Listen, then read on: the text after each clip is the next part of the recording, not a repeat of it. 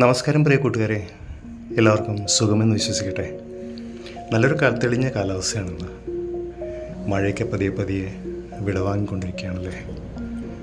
ഈ മഴക്കാലം ഏൽപ്പിച്ച ഒരുപാട് മുറിവുകളുണ്ട് നമ്മുടെയൊക്കെ ഹൃദയത്തിലല്ലേ. വയനാട് പോലുള്ള സ്ഥലങ്ങളിൽ അത് നടത്തിയ താണ്ഡവം, അവൻ്റെയൊക്കെ വിഷമങ്ങളൊന്നും ഇപ്പം ആർക്കും മാറിയിട്ടുണ്ടാവില്ലെന്നറിയാം. എല്ലാവർക്കും ഈ പ്രദേശത്തും മഴക്കെടുതികൾ ഒരുപാടുണ്ടായിട്ടുണ്ട് കേട്ടോ. അപ്പം നമ്മൾ കുറച്ച് ചെടികളും പൂക്കളൊക്കെ ഉണ്ടായിരുന്നു മഴക്ക് മുന്നേ. പക്ഷെ മഴ വന്നപ്പോൾ അതൊക്കെ പൂക്കാതെയായി, കുറേ ചെടികളൊക്കെ നശിച്ചു പോയി. പിന്നെ ഇവിടെ ഈ കാണുന്ന ഈ എംപ്റ്റി ആയിട്ടുള്ള സ്ഥലം, ഇവിടെ ഒരു പ്ലാവൊക്കെ ഉണ്ടായിരുന്നു, അതൊക്കെ ഈ കഴിഞ്ഞ കാറ്റിനും മഴയത്തൊക്കെ പൊരിഞ്ഞ് വീണു.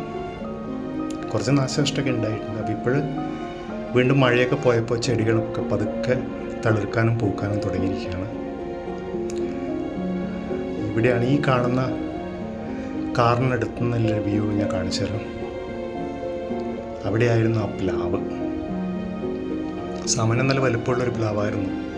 പക്ഷെ അത് മൊത്തമായി അത് പൊരിഞ്ഞ് നമ്മുടെ ഈ കാർ ഷെഡിൻ്റെ മുകളിലേക്കാണ് പതിച്ചത്. പക്ഷെ എന്നാലും വേറെ കുഴപ്പങ്ങളൊന്നും ഉണ്ടായില്ല. അപ്പോൾ അത് മുറിച്ച് കളഞ്ഞു.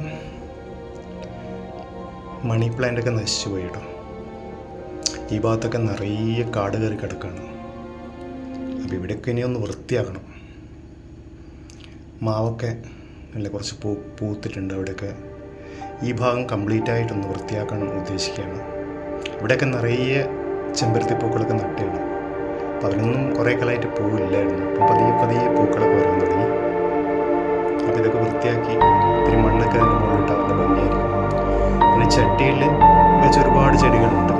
അപ്പോൾ അതും പറയുന്ന പോലെ ഒന്ന് സ്റ്റൈലാക്കി എടുക്കണം.